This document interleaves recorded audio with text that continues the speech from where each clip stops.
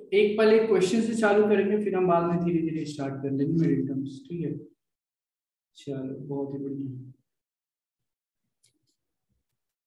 तो लिखिए क्वेश्चन, लिखिए find the sum of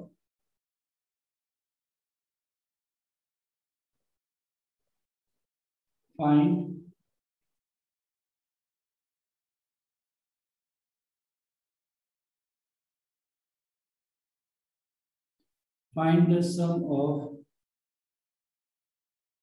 10c1 plus 10c3। आसान है ये सारे, plus 10c5 10c7 plus 10c9। बताइए, बहुत आसान है। इस पे लास्ट क्लास में मैंने इसका पूरे डेरिवेशन भी दे रखा था। Find the sum of 10c1 10c3 10c5 10c7 10c9। बताओ।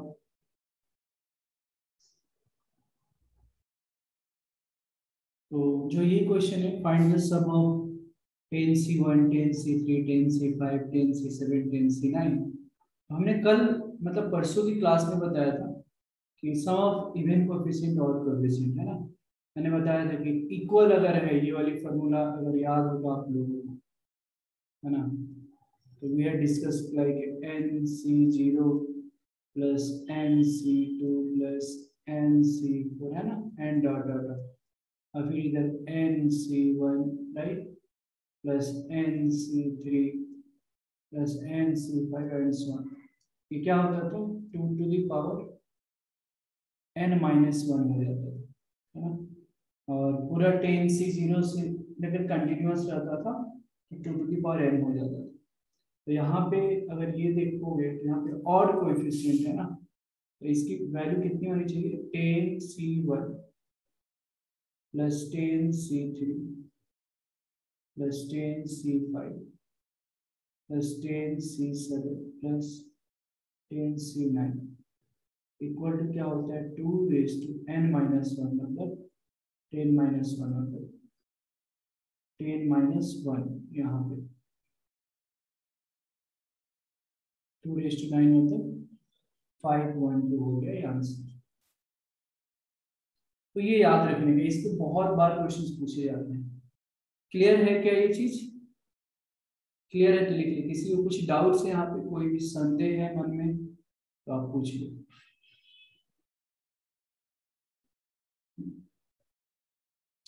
ये जो क्वेश्चन दिख रहा है यहाँ पे ध्यान से देखना। In the sum of coefficient of first half terms in the expansion of x plus y to the power n is 256। Sum of जो कोएफिशिएंट है वो 256, ठीक है। तो सम ऑफ हाफ मतलब यही वाली फार्मूला हो गई। तो फार्मूला जो होता है sum of coefficients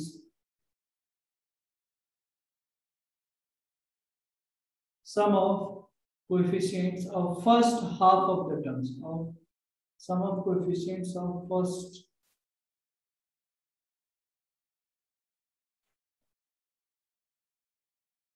half of the terms, जो कितना होता है 2 to the power n-1, और यहाँ पे दिया भी है 256, ठीक है। ये बाइनोमियल कोएफिशिएंट के बारे में पूछा जा रहा है, right. Sound is not clear? क्या बात कर रहे हो? अभी क्लियर है क्या?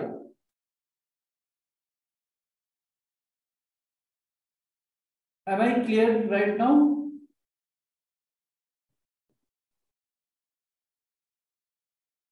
बीच बीच में होता है वो हो जाएगा, ठीक ठीक है। तो sum of coefficient of first half of the terms is 2 to the power n-1। 2 to the power n-1 256 हो गया।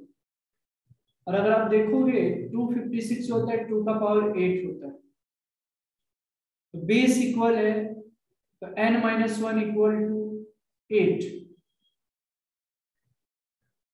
तो n की वैल्यू यहां से 9 आ गई। अब ग्रेटेस्ट कोएफिशिएंट कौन सा होगा? यहाँ पे somehow or other मैं बताता हूँ there is something called binomial coefficient. Coefficient बिल्कुल अलग होता है, बट यहाँ पे बाइनोमियल कोएफिशिएंट के बारे में पूछा जा रहा है ना, मतलब NC0 plus NC1 plus NC2 like this. तो इसमें ग्रेटेस्ट कोएफिशिएंट क्या होगा? What will be the greatest coefficient, right? तो ग्रेटेस्ट जो कोएफिशिएंट होगा वो मिडिल टर्म्स होता है। टोटल n की वैल्यू जो है 9 है, ठीक है, n की वैल्यू टोटल जो है 9 है, तो ग्रेटेस्ट कोएफिशिएंट क्या होगा इसका? NC4 हो जाएगा, है ना, मतलब फोर्थ वाले टर्म्स। तो ग्रेटेस्ट कोएफिशिएंट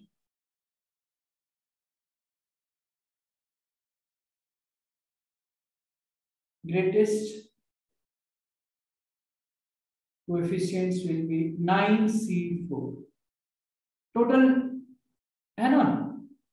टोटल अगर देखते हो यहाँ पे तो NC0 से स्टार्ट होगा, NC0 NC1 NC2 NC9 तक। उसमें NC4 जो होगा वो क्या होगा? ग्रेटेस्ट कोएफिशिएंट होगा। आप देख लेना वैल्यू भी अगर आप चेक कर लोगे, एक्चुअली 9C4 और 9C5 बराबर ही होता है। तो आप 9C5 तो दोनों वैल्यू 126 ही रहने वाला है। इसको सॉल्व करोगे तो 9 factorial by 5 factorial into 4 factorial, इसको सॉल्व करेंगे तो 126 आंसर आता है, ठीक है। इसको लिख लीजिए, एक क्वेश्चन में इसके बाद देता हूं।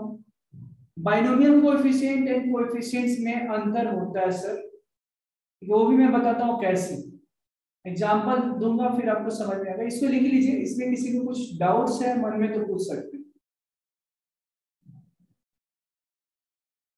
ये जो क्वेश्चन है ना, find the binomial coefficient of fourth term in the expansion of 2x plus 3y to the power 5। तो एक काम करते हैं, जैसे सबको समझाने के लिए थोड़ा मैं इसका एक्सटेंशन, वैसे लिखने का जरूरत नहीं है मुझे, पर थोड़ा ऐसे लिखता हूं, है ना। NC0 x to the power n होता है,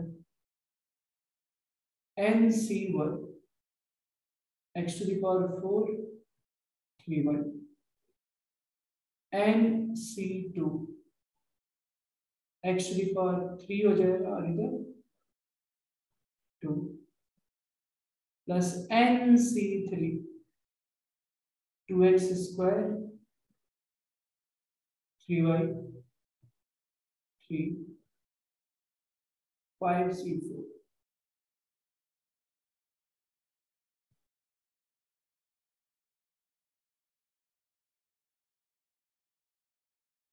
ठीक है, ये एक्सपेंशन है। अब ध्यान दे दे आप लोग को, मैं समझा दूं यहाँ पे, जब भी बाइनोमियल कोएफिशिएंट पूछा जाए ना, तो कोएफिशिएंट मतलब सिर्फ ये हो गया, बाइनोमियल कोएफिशिएंट का मीनिंग 5C0 5C1 जो कॉम्बिनेशन के फॉर्म में है, 5C3 5C4 5C5, ये क्या है? सारे बाइनोमियल कोएफिशिएंट इसको हम बोलते हैं। These are all binomial coefficient. But अगर किसी ने बोला कि फर्स्ट टर्म का कोएफिशिएंट क्या होगा, फर्स्ट टर्म का कोएफिशिएंट क्या होगा, तो ये होगा 5C0 2⁵5। समझ में आ रहा है? ये 2⁵5 ये फर्स्ट टर्म का कोएफिशिएंट होगा, लेकिन बाइनोमियल कोएफिशिएंट क्या होगा? सिर्फ 5C0 होगा। समझ में आ रहा है? अब वैसे ही जो फर्स्ट पार्ट में पूछा है, यहाँ पे क्वेश्चन नंबर 1 मैं दे देता हूँ, मान लो क्वेश्चन नंबर 2।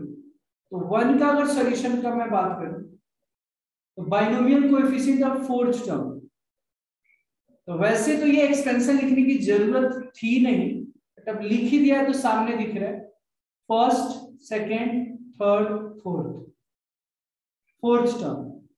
फोर्थ टर्म्स का बाइनोमियल कोएफिशिएंट क्या है? 5C3, सिंपल, ठीक है। यहाँ पे binomial coefficient of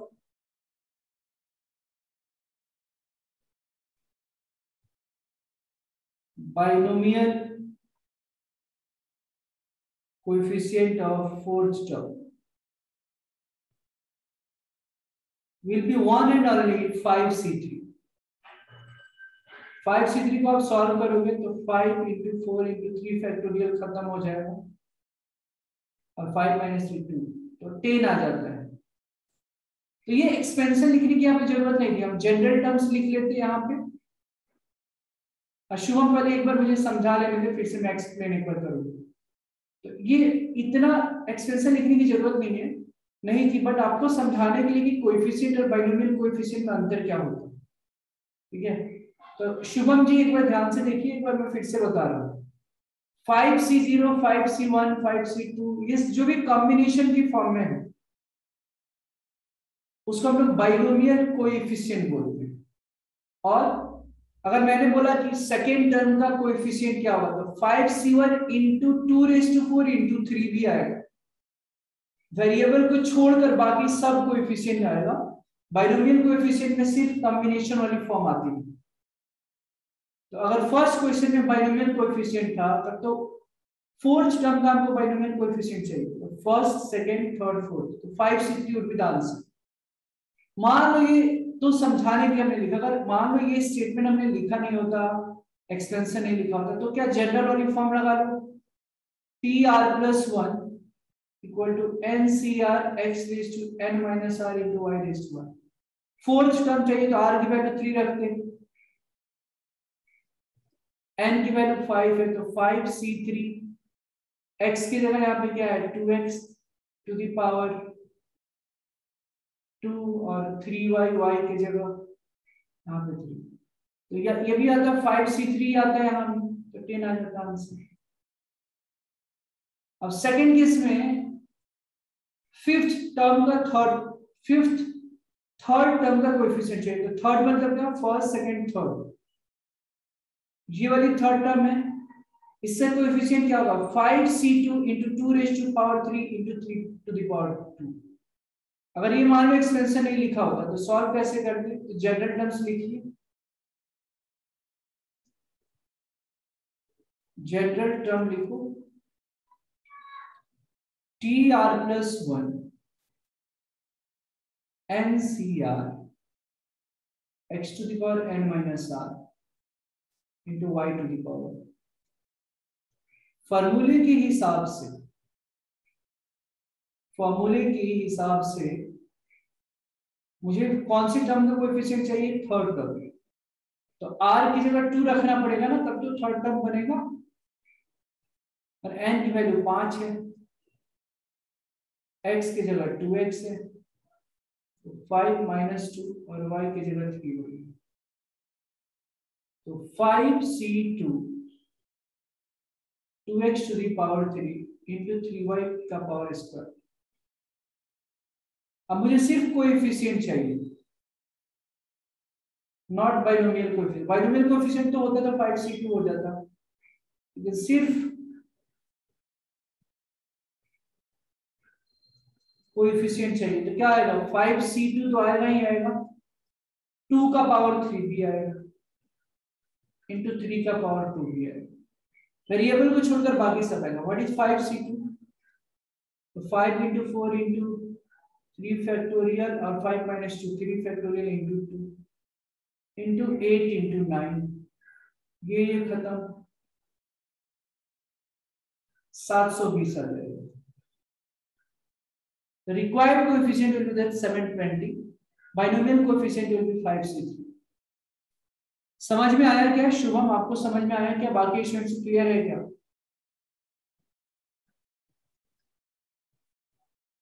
yes, is this clear to everyone? बताइए शुभम जी, समझ में आया क्या अभी?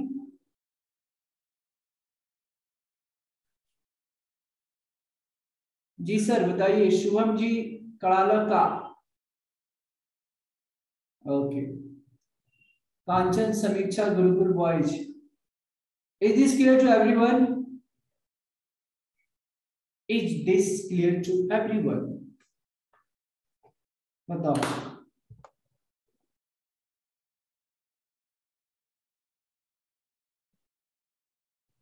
क्लियर है, चलिए लिख लीजिए इसको।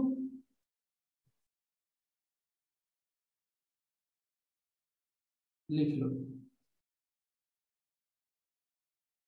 ये जो क्वेश्चन है ये जो क्वेश्चन है, पहले एक बार मैं आपको फिर से समझाने के लिए, ताकि अच्छी तरीके से समझा पाऊं, एक बार जस्ट मुझे एक्सपेंशन लिखने दो। वैसे लिखने की जरूरत नहीं है, बट आपको फिल करवाने के लिए मुझे लिखने की जरूरत है अपने लिए। 5c0 2x to the power 5 plus 5c1 2x to the power 4 plus 5c2 2x to the power 3y plus 5c3 2x 2 py3 plus 5c4 2x 3y to the power 4 plus 5c5 3y to the power 5। अब जब binomial coefficient के बारे में बातचीत की जा रही है, तो वो तो आपको भी पता है, sum of binomial coefficient, sum of binomial coefficient should be what? 5c0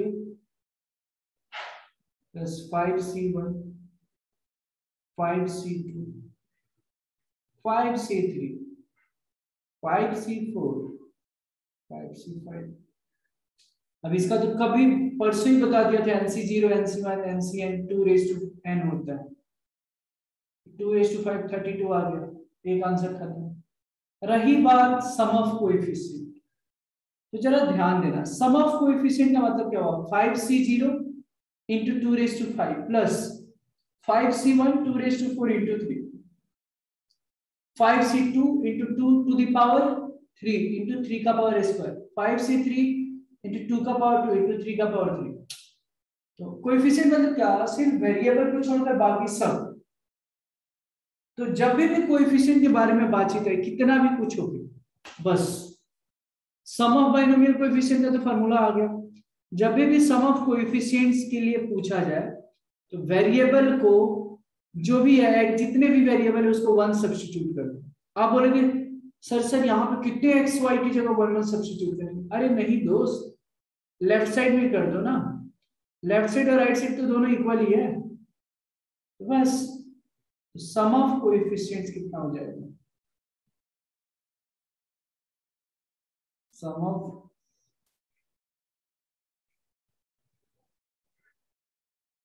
of जो कोएफिशिएंट है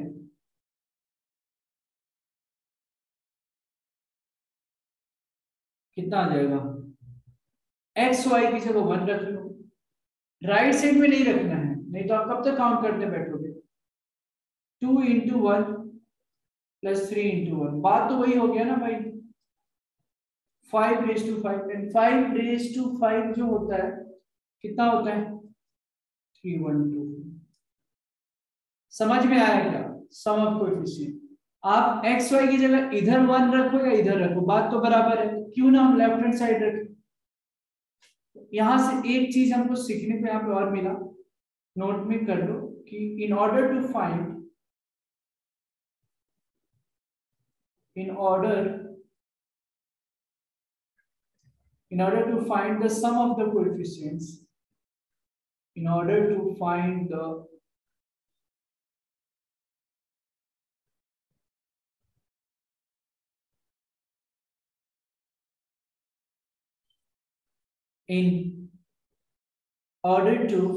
the sum of the coefficients, in order to find the sum of the coefficients, we put the variables, we put the value of all variables, we put the value of all variables as 1. This is how we can find out the sum of the coefficients. समझ में आया क्या सारे students को? क्या सारे बच्चों को समझ में आई मेरी बात? Yes, did you get everyone?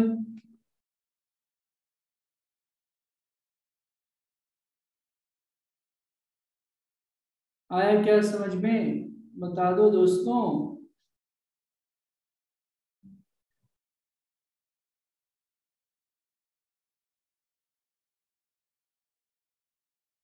समझ में आया तो बताइए कि हाँ सर समझ में आया।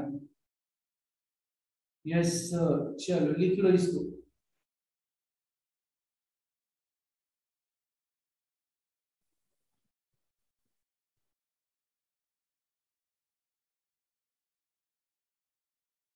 Middle terms in the expansion of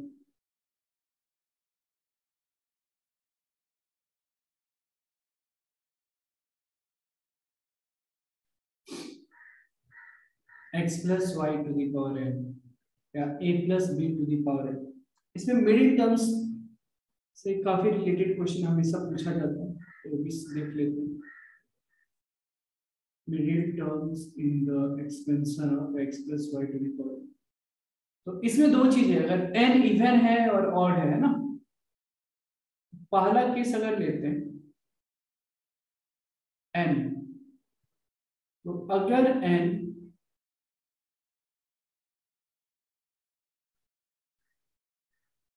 ठीक है, n अगर इवन है, ठीक है,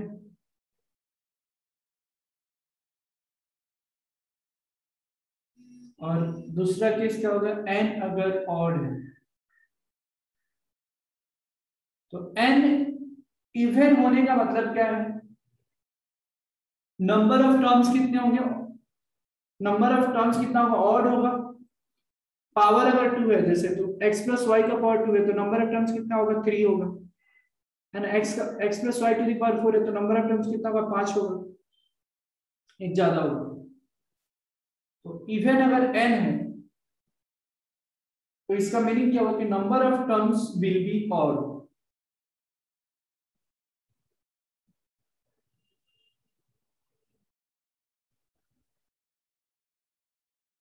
और ऑड का मतलब क्या है, जैसे पावर 3 है तो 4 आ जाएगा ना टर्म्स, तो number of terms is odd. Even even number of terms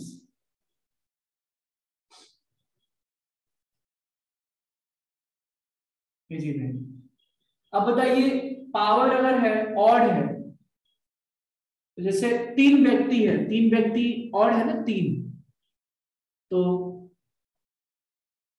उसमें मिडिल व्यक्ति तो एक ही आएगा ना, 5 है तो एक ही आएगा। लेकिन अगर इवन है, अगर मान लो इवन नंबर ऑफ पर्संस है, इसमें मिडिल पर्सन कौन, दोनों आ जाएगा ना, ये भी। तो वैसे ही यहां पे ये चीज ध्यान देना है कि जब नंबर ऑफ टर्म्स ऑड है, मतलब जब n की वैल्यू इवन है, तो मिडिल टर्म्स वहां पे सिर्फ एक ही होगा। तो कौन सा टर्म होगा, तो middle term will be n plus 2/2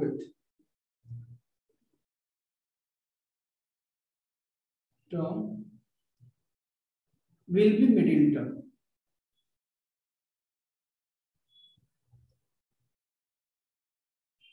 और अगर नंबर ऑफ टर्म्स अगर इवन है, तो मिडिल टर्म्स 2 होगा, और वो कौन कौन सा होगा, n plus 1/2 term and n plus 3/2 term.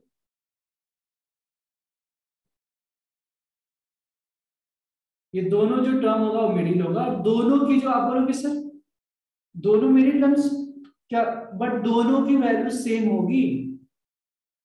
जैसे कॉम्बिनेशन में हमने पढ़ा है ना, 5c3 और 5c2 दोनों का वैल्यू बराबर होगा, वैसे ही दो टर्म्स आएंगे और दोनों मिडिल टर्म्स होंगे। समझ में आया? समझ में आया क्या, लिख लीजिए इसको।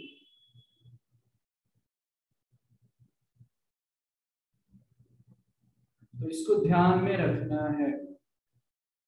n plus 2/2x term will be odd, अगर इवन है तो n plus 2/2x टर्म, और इधर n plus 1/2 and n plus 3/2। लिख लें इसको, लिख लें आप। Middle terms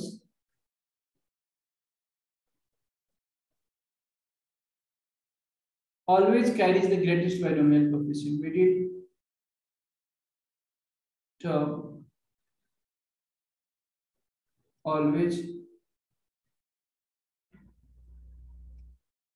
Middle term always carries the greatest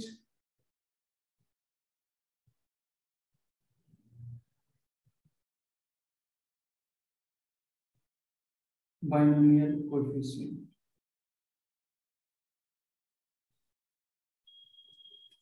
The middle term always carries the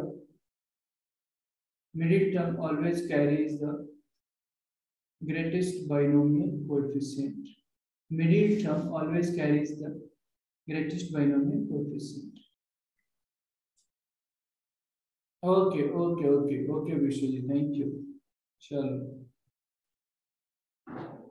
If the middle terms in the expansion of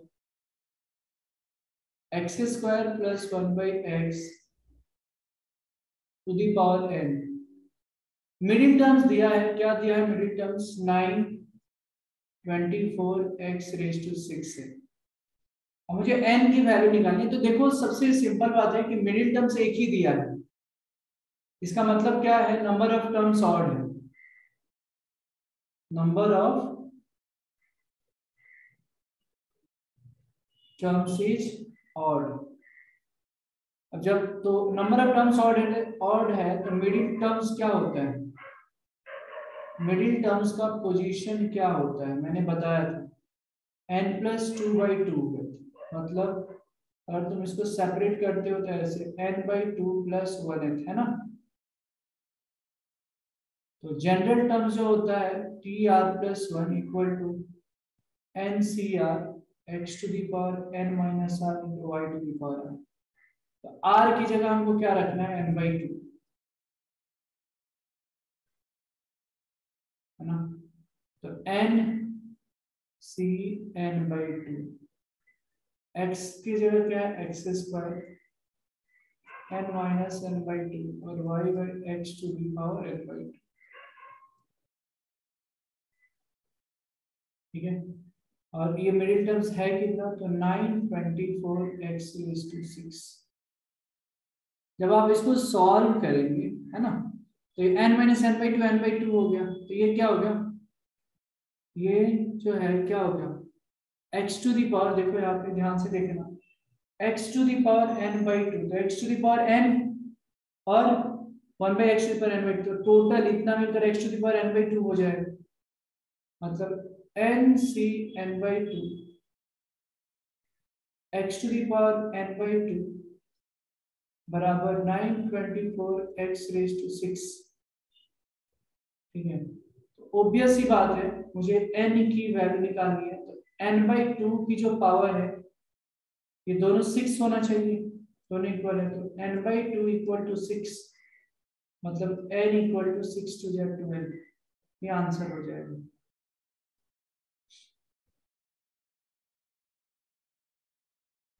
ठीक है, क्लियर है? बताइए।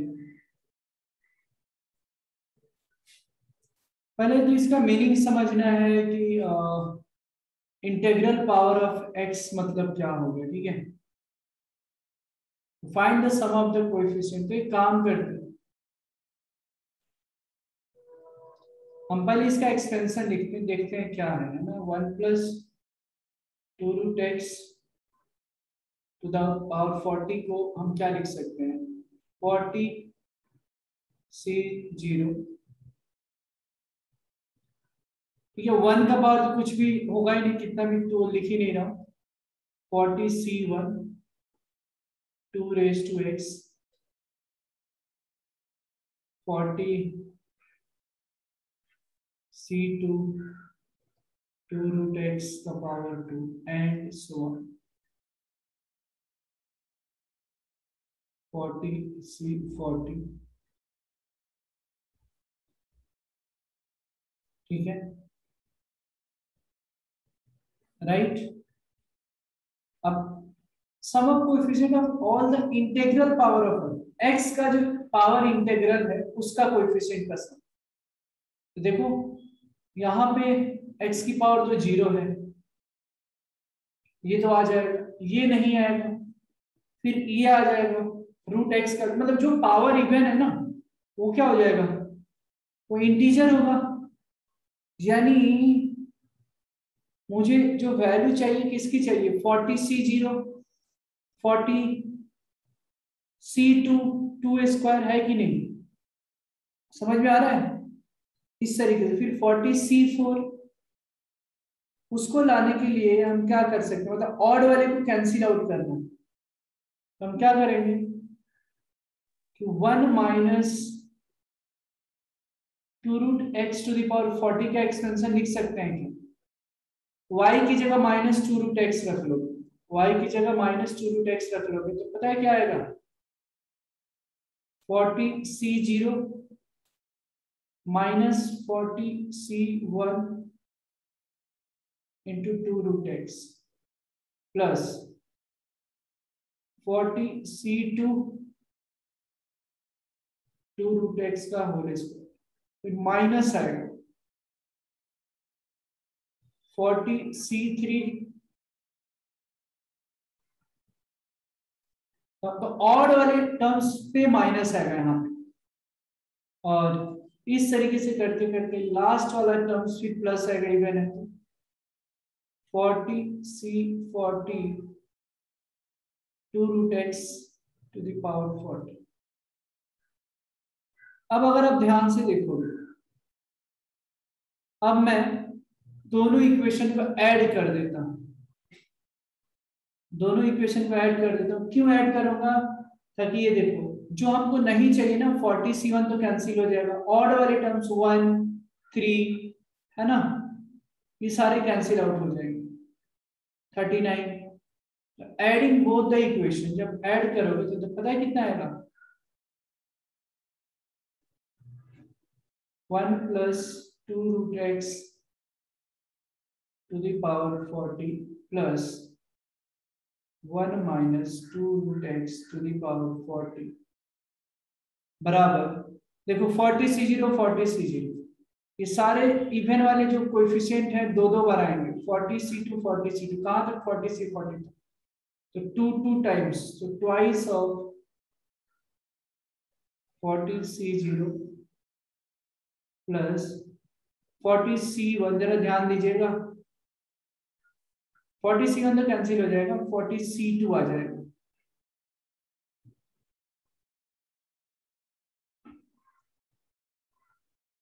टू रूट एक्स का square and so 40C40 2√x⁴ समझ में आ रहा है। Actually हमको इसी की तो वैल्यू चाहिए, देख रहे हो आप 40C0 40C2 इसी का वैल्यू चाहिए है ना, और यहाँ पे हमको कोएफिशिएंट का सम चाहिए, मतलब x नहीं चाहिए, बट जो भी ये √x ये तो क्या हो जाएगा, x की पावर 1 हो जाएगा, यहाँ पे फिर अलग अलग ये x का जो भी पावर होगा इंटीग्रल होगा उसका कोएफिशिएंट चाहिए, कोएफिशिएंट का सम। तो मैंने बताया था ना कि कहीं भी सम ऑफ कोएफिशिएंट आया तो सारे वेरिएबल्स को 1 सब्स्टिट्यूट कर दो, तो पुट x इक्वल टू 1, जब x इक्वल टू 1 सब्स्टिट्यूट करोगे तो क्या आएगा दोनों साइड में, देखो ये 1 तो 1 + 2 3⁻40 आ गया, प्लस यहाँ पे 1 रखोगे तो -1⁻40, तो ये -1⁻40 कितना हो गया, 40 -1 1 ही रहेगा, इवन पावर 2 को इधर ले लेते हैं, 40C0 प्लस 40C2, ये 2 का पावर 2 आएगा, 40C4, फिर 2 का पावर 4 आ जाएगा, एंड सो जो मुझे चाहिए वो निकल गया 40C40 2 की पावर 40 आ गई, और यही आंसर है। तो therefore sum of all the integral powers, sum of all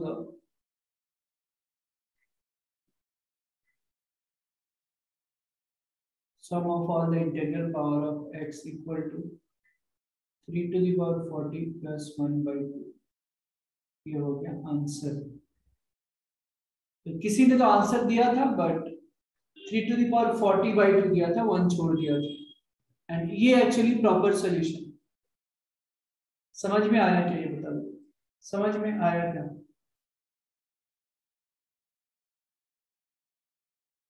Did everyone understand? देखो मैं ब्रेक आजकल नहीं दे रहा हूं, इनकेस अगर लगे कि आपको ब्रेक चाहिए तो मुझे बता देना, ठीक है? आई एम एज्यूमिंग कि आप लोगों को ब्रेक नहीं चाहिए, मेरी तरफ से कोई ये नहीं है, जस्ट बता दे रहा हूं मैं।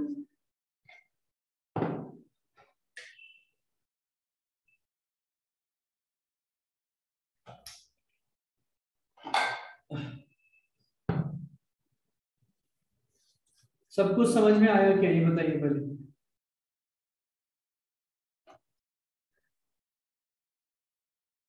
Repeat please. चलिए मैं फिर से एक बार रिपीट करता हूं। देखो सबसे पहले समझना आपको ये है कि find the sum of the coefficient, तो समझ में, लेकिन सम ऑफ कोएफिशिएंट किसका? ये जो एक्सपेंशन है ना 1 + 2 raised to x to the power 40 के एक्सपेंशन में x का जिसका जिसका पावर इंटीजर है उसी का कोएफिशिएंट का सम चाहिए।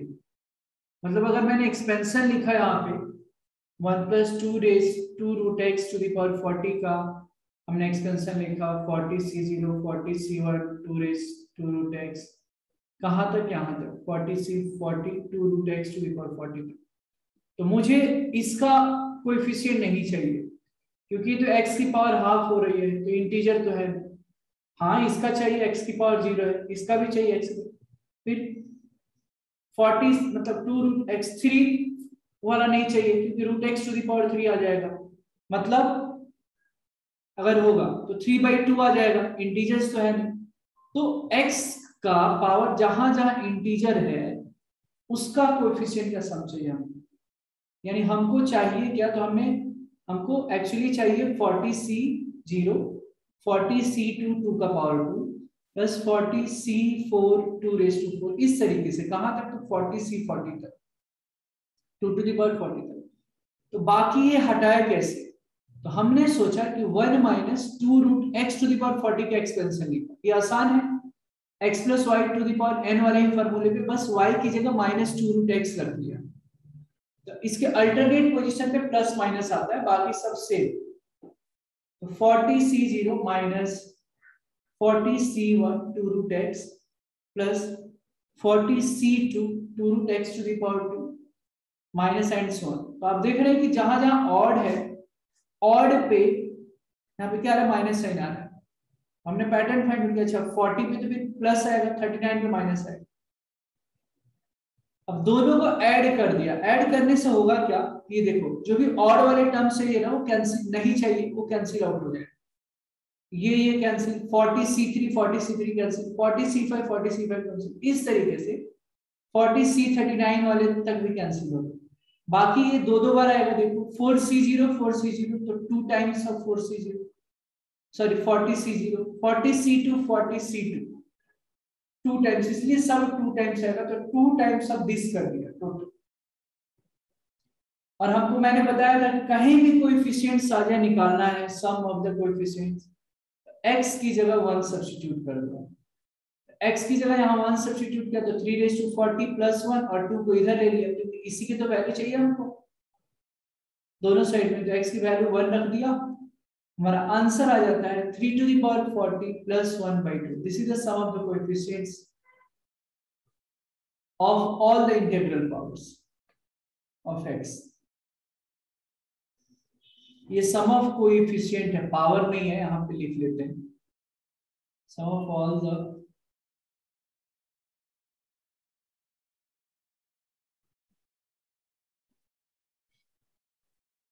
sum of all the coefficients of integral powers of x,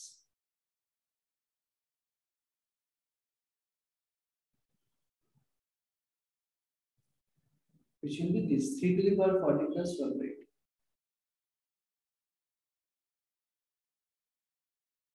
तो देखिए ये जो क्वेश्चन है, if 1 plus x minus 2x square to the power 20 ये दे रखा है, ठीक है। 1 plus x minus 2x square to the power 20 equal to a naught plus a1x plus a2x square a3x कहाँ तक, तो a40x raised to 40। अब मुझे जो वैल्यू निकालनी है जरा देखो, a1 चाहिए, a0 भी नहीं चाहिए, a1 चाहिए, a3 चाहिए, ऑड वाला चाहिए, ठीक है। तो अगर एक काम करता हूं, अगर मैं x की वैल्यू 1 रखा तो क्या होगा, दोनों साइड में put x equal to 1, what we get, देखो यहाँ 1 1 रखो तो 1 plus 1 minus 2 to the power 20, ये तो 0 आ जाएगा वैसे, इक्वल टू इधर a0 a1 plus a2 plus a3 dot dot dot कहाँ तक,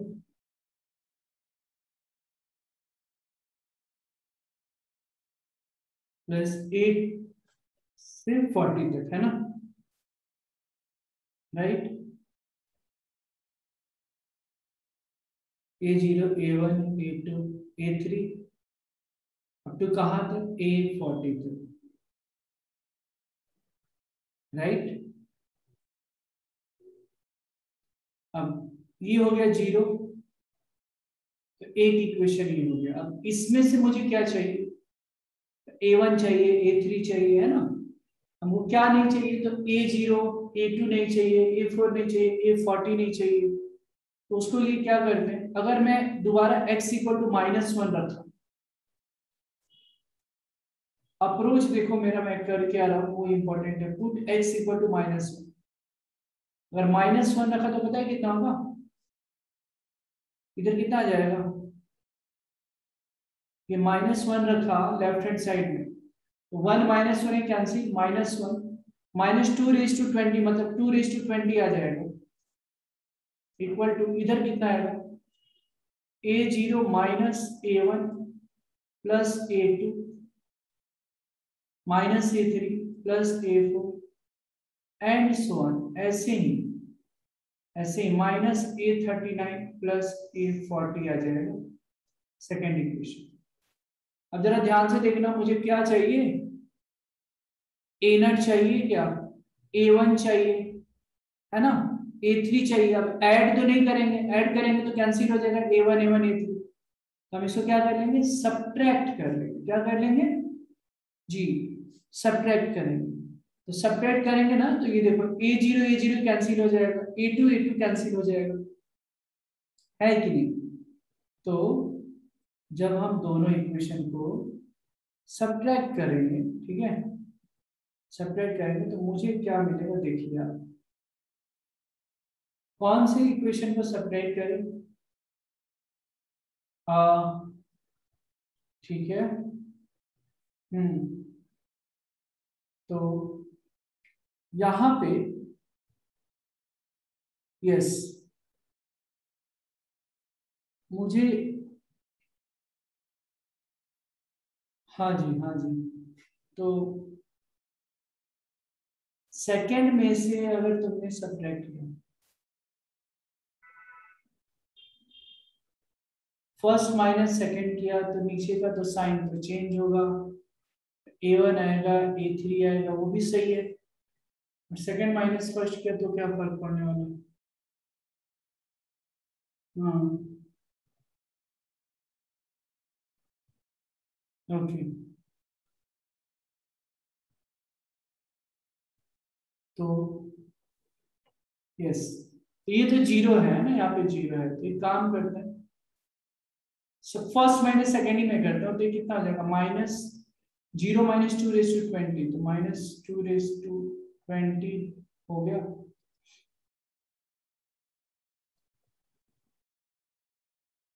equal to a naught a three सारे कैंसिल हो जाएंगे, बाकी की कैसे आ जाएगा, twice of A one plus a three a five dot dot dot कहाँ तक, ए फोर्टी तक, सॉरी ए थर्टी नाइन तक, ए फोर्टी तो कैंसिल हो जाएगा, तो हमारे पास a one a three a five A thirty nine, तो minus two raise to twenty by two, तो कितना जाएगा, minus two raise to ninety, answer आया क्या समझ में, बताइए। तो ऐसे क्वेश्चंस आएंगे और अपने को दिमाग लगाना है उस तरीके से, बताइए समझ में आया क्या।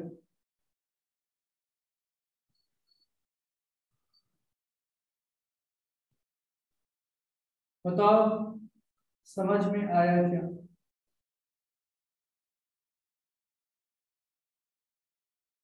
क्लियर हुआ क्या।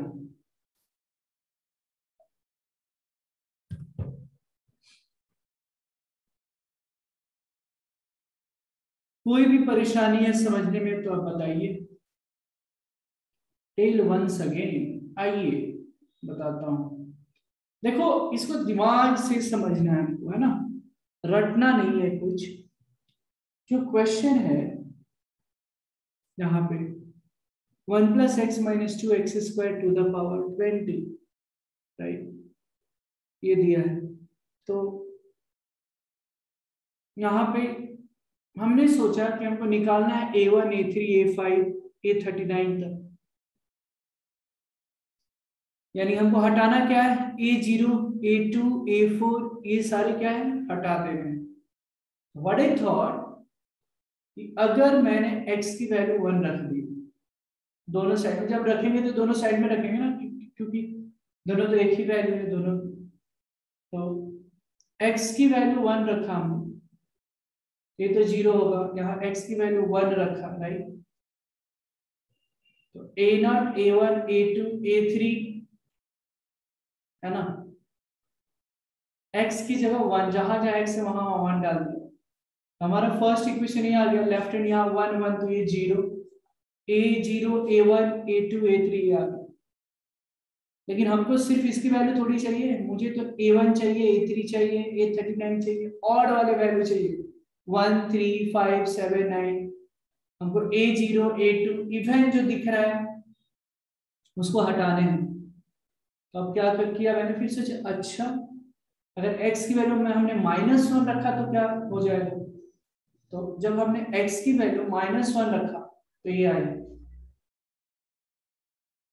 टू रेस टू ट्वेंटी, है ना, ये माइनस वन तो माइनस सेवन, ये पावर टू है तो पॉजिटिव ही रहेगा, जहां जहां x का पावर ऑड है वहां पे निगेटिव बन जा रहा है, a zero minus seven plus a two minus a three, है ना, इस तरीके से।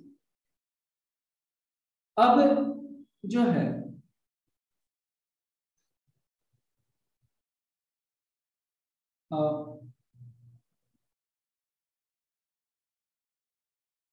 ठीक है,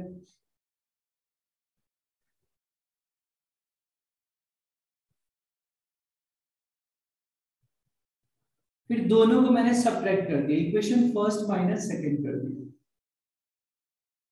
equation first minus second, what did I get, zero minus two raise to twenty पे आ गया, इक्वल टू सब्ट्रैक्ट किया तो देखो ए जीरो कैंसिल हो जाएंगे, ए टू कैंसिल हो जाएगा, बाकी सब दो दो बार आ जाएगा, साइन चेंज हो जाएगा, A one twice of A one, twice of A3, twice of A5 and so on.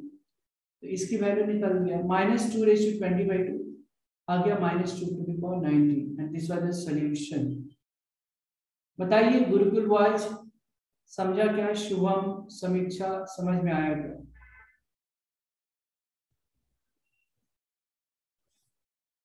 Clear है क्या?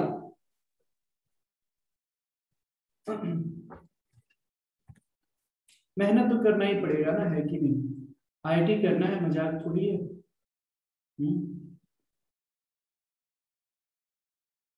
मेहनत तो करना पड़ेगा, देयर इज नो ऑप्शंस।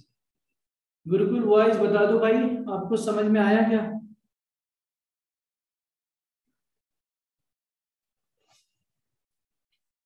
अभी देखो ये क्वेश्चन देता हूँ, उस पर तुरंत झट से सब लोग एकदम क्वेश्चन तुरंत ही कर लोगे, मुझे पता है। गुरुकुल बॉयज इसको आप लोग लिख लें, हो जाए तो बता दीजिए, समझ में आए तो भी बताइए कि हो गया, ताकि मैं नेक्स्ट क्वेश्चन की तरफ आगे बढ़ूं।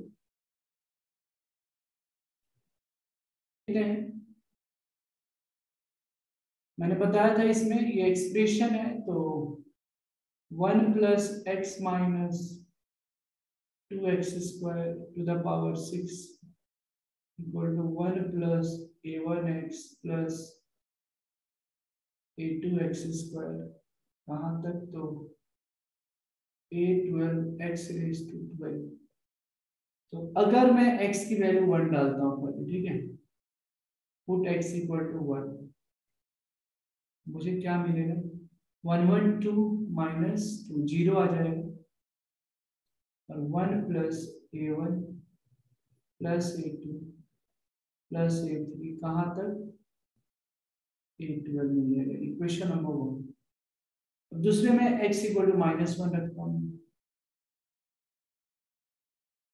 x = -1 रखोगे तो ये 1 - 1 0 हो गया, -1 अगेन -2^6, मतलब -2^6 equal to 1 - a1 a1 x = -1 रख रहा हूँ प्लस a2, फिर -a3 आ जाएगा plus a4 and so on -a11 plus a12। Second equation मुझे क्या निकालना है? a2 a4 a6।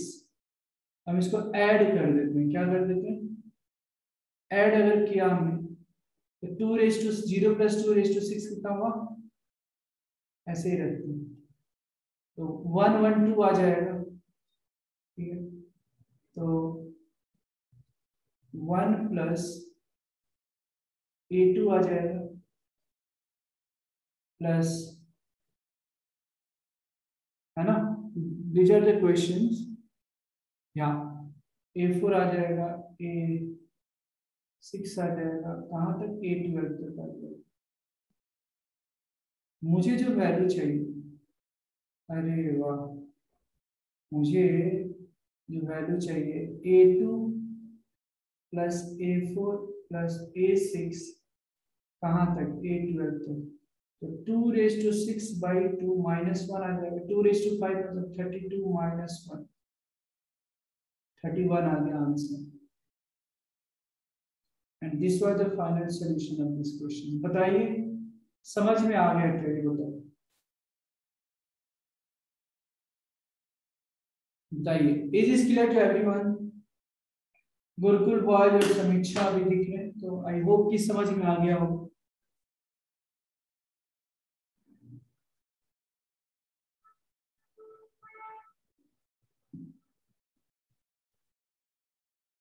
बताओ क्लियर है क्या?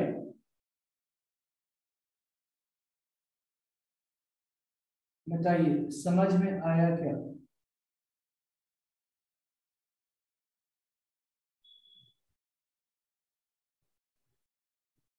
यस।